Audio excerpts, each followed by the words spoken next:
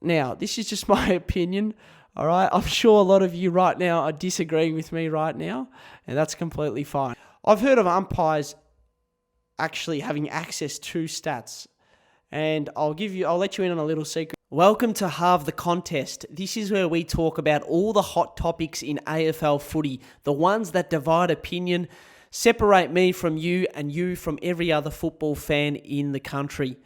Today we're going to be discussing umpires. Should they have access to stats when entering Brownlow votes? It was a hot topic last year. We all know about some of those surprise Brownlow votes that were read out, from Gil McLachlan in his last call ever. Well, I shouldn't say ever. He might be back. But anyway, we're going to go through some of those surprise ones and then get into what we think about the situation. Should umpires have access to stats when entering Brownlow votes? Well, before we get into some of those shock votes that were given out, we're going to give an overview of what occurred last season. There were 16 occasions last year where the umpire gave out 3 votes, but the coaches didn't give that player any coaches' votes. And there were 19 occasions last year where the coaches gave out a perfect 10 votes, but the umpires gave them 0 votes. Quite a massive difference there between the umpires and coaches. Don't know who's wrong, but I'll give the benefit of the doubt to the coaches because they're in the box, they're watching the game, they obviously got to be onto everything that's going on, whereas the umpire has to be onto the decisions they're making. They don't have to worry about the actual player and how well he's playing. That's for the coaches to worry about. The coaches have more of a grip on that sort of detail. In my opinion here, does this say that the umpires are wrong? I think there's more evidence to suggest that compared to the coaches being wrong here. I'm sure the coaches sometimes get the coaches' votes wrong, but in this instance, I certainly think that the umpires would be making more errors, say about 75-80% of the errors here compared to the coaches. Now, these are some of the games that shocked a lot of people last year, and starting off with round 6, Brisbane taking on GWS. Lachie Neale had 20 touches, 6 clearances, 7 kicks, and he got 3 votes in that game. Now, let me tell you about some of his teammates. Daniel Rich, he had 27 touches, 23 kicks, 3 clearances, and he got 1 vote. Cameron kicked 7 goals. He had 15 touches, 10 kicks. He had a clearance, 2 tackles, 7-goal game. That deserves 3 votes in my opinion. Brisbane got the win as well. And for him to kick 7 of his side's 16 goals is a phenomenal effort. So Cameron only got the 2 votes. I don't know how that is less than what Lachie Neale did, but that's how the umpires saw it. Now, it's over to GWS as well. They had some star players. Josh Kelly got 41 touches. Stephen Coniglio got 38 touches. They had in pole. They almost doubled what Lachie Neale had in disposals and didn't receive a vote. Lachie Neale, he ended up getting 3 votes. If he didn't get these 3 votes, he would have not had the Brownlow Medal. So this is the difference he can make. Not saying Lachie Neale didn't deserve the Brownlow. Obviously, a star player, had a really good season. But it comes down to what we're talking about, and it's the Brownlow votes and the umpires giving out these votes. I think they've missed a trick here. Another time that they might have missed a trick, Jason Horne-Francis in round 14, he got 3 votes. He only had 13 touches. Quite remarkable that. He only had 9 kicks, 2 clearances. Meanwhile, his teammates, Dan Houston, he had a game-high 31 touches and 6 clearances. Wines, another teammate of Horne-Francis, had 28 touches, 4 clearances. Port Adelaide won the game, and quite remarkable. You know, these other 2 midfielders doubled what Horne-Francis had in touches, but Horne-Francis was the one to get 3 votes. That was certainly a shock. Butters got 2 votes in this game. He kicked a goal and had 23 touches.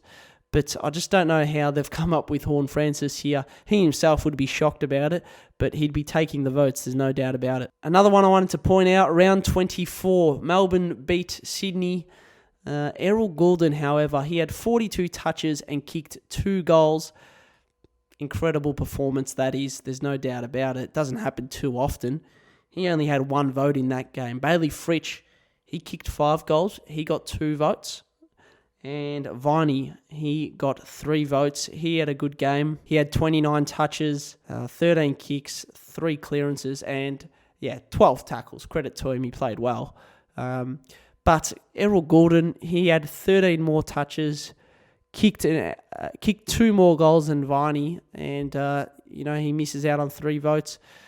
That was another slight surprise, I think, and it certainly caught some people's attention, and it made a big difference. Goulden ended up not finishing alongside Marcus Bontempelli in second place, which he would have if he got 3 votes in that game. Okay, let's get down to the nitty-gritties of this now, and I want to discuss first who should be the ones voting. I think it should be the umpires, and I'll tell you why. I don't think they're the ones that get the best view of the game. I think commentators get a better view, and they're better equipped to hand out votes. So are players, so are coaches, but they're too aligned with either a club or a player, and they've got biases, whereas the umpires are pretty much objective. They don't lean towards one team or another, or at least they're the ones that are best at not being biased. So I think they're the ones that do deserve to hand out the votes. That's sometimes a question that gets asked and something that gets spoken about, but I do think it's the umpires that should be voting. Now to how they should vote. Should they have access to stats when submitting Brownlow votes? Now, the way I'd do it is I'd continue what they've been doing, so voting without the stats, but I'd add another layer on top of that, and I'd allow the umpires to look at stats afterwards, and if they need to adjust their thinking and change the votes, they're able to. However, this is how it would work. They wouldn't have access to the stats. They'd talk about who gets 3, 2, 1. They'd put those votes in, and that would go in. Then they'd get access to stats, and they'd have the ability to submit another 3, 2, 1 voting if they wanted to make changes. Now, if they completely went with 3 different players, the player who was in the first submission that got 3 votes, he would automatically take the 1 vote in the second submission, and then you'd let them go with the 3 and 2. So that's how I'd personally want it. Now, this is just my opinion, all right? I'm sure a lot of you right now are disagreeing with me right now, and that's completely fine. Let me know in the comments what you think. But just remember, at the heart of what we do here at Head Over the Footy is respect. So please keep that in mind. But maybe you like my opinion, okay? Maybe you do, which is fantastic. So I'm not sure if this is the best possible solution, but I definitely think it's better than what we've got now, where I think umpires are in a difficult situation. We talk about wanting to ease the pressure on umpires. Well, I think giving them the opportunity to look at stats when submitting Brownlow votes, I think that'll definitely help ease the pressure. I've heard of umpires actually having access to stats, and I'll let you in on a little secret here. It's during games on the big screen. Towards the end of games, stats pop up on the big screen as they do throughout the whole game. Now, umpires will check the big screen, and they'll get an eye on the stats and who's doing what. So they do get little glimpses of the stat leaders, etc. But I just think this system which I've proposed is a good one. Let's see. Maybe the AFL can take it on board, and one day we'll be using the brains of Head Over the Footy for the umpires and the way they do Brownlow voting.